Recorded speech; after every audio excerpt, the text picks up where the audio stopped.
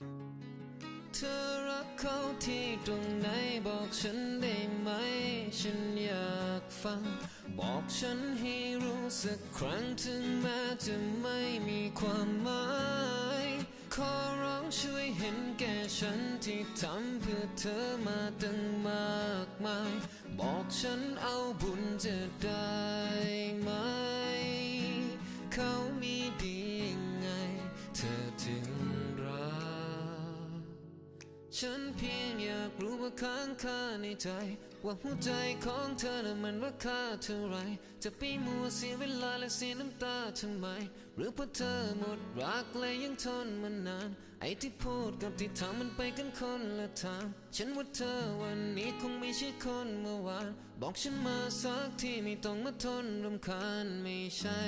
ฉันคนที่เธอเคยใฝ่ฝันลึกลงไปข้างในนั้นฉันไม่รู้คือใครเธอรักเขาที่ตรงไหนบอกฉันได้ไหมฉันอยากฟังบอกฉันให้รู้สักครั้งถึงแม้จะไม่มีความหมายขอร้องช่วยเห็นแก่ฉันที่ทำเพื่อเธอมาตั้งมากมายบอกฉันเอาบุญจะได้ไหมเขามีดียังไงเธอจึงรักหลายคนบอกฉันว่าฉันไม่ควรจะรอได้น้ำตาทุกวันและฉันนั้นควรจะพอก็ของคนสำคัญฉันรู้ว่าควรจะยอมขอเพียงเรื่องจริงก็แค่ต้องการจะฟังและฉันยอมถูกทิ้งไม่เคยต้องการจะรังเรื่องของเราทิ้งไปฉันไม่ต้องการจะจำเจ็บซ้ำมาซ้ำไปจนเกือบเป็นงานประจำไม่ใช่ฉันคนที่เธอเคยใฝ่ฝันลึกลงไปข้างในนั้นฉันไม่รู้คือใครเธอรักเขาที่ตรงไหนบอกฉันได้ไหมฉันอยากฟัง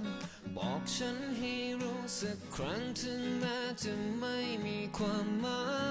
ยขอร้องช่วยเห็นแก่ฉันที่ทำเพื่อเธอมาตั้งมากมายบอกฉันเอาบุญจะได้ไหมโอ้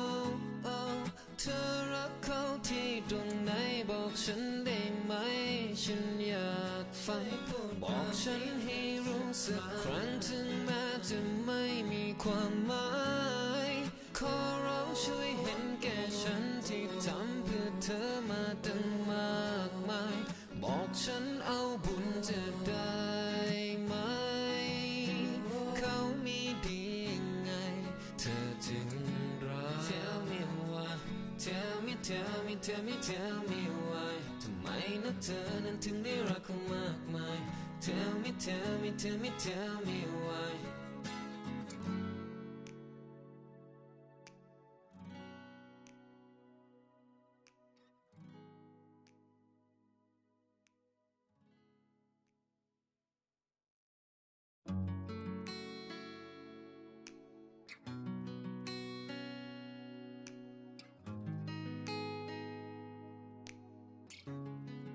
เธอรักเขาที่ตรงไหนบอกฉันได้ไหมฉันอยากฟังบอกฉันให้รู้สักครั้งถึงแม้จะไม่มีความหมา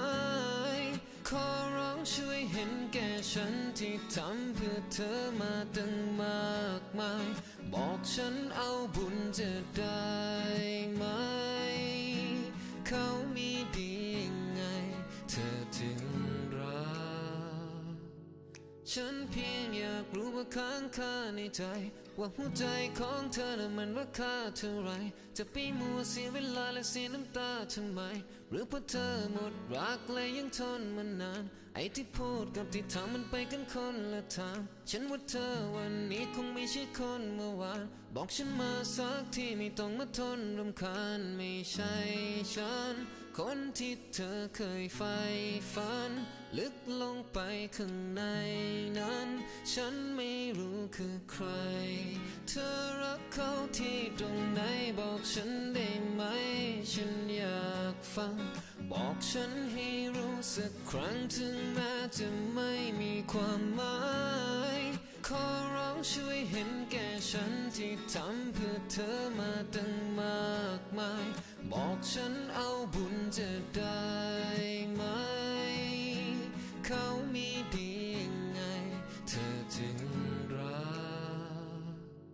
หลายคนบอกฉันว่าฉันไม่ควรจะรอได้น้ำตาทุกวันและฉันนั้นควรจะพอก็ของคนสำคัญฉันรู้ว่าควรจะยอมขอเพียงเรื่องจริงก็แค่ต้องการจะฟังและฉันยอมถูกทิ้งไม่เคยต้องการจะรังเรื่องของเราทิ้งไปฉันไม่ต้องการจะจำเจ็บซ้ำไปจนเกือบเป็นงานประจำไม่ใช่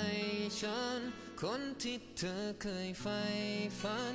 ลึกลงไปข้างในนั้นฉันไม่รู้คือใครเธอรักเขาที่ตรงไหนบอกฉันได้ไหมฉันอยากฟังบอกฉันให้รู้สักครั้ง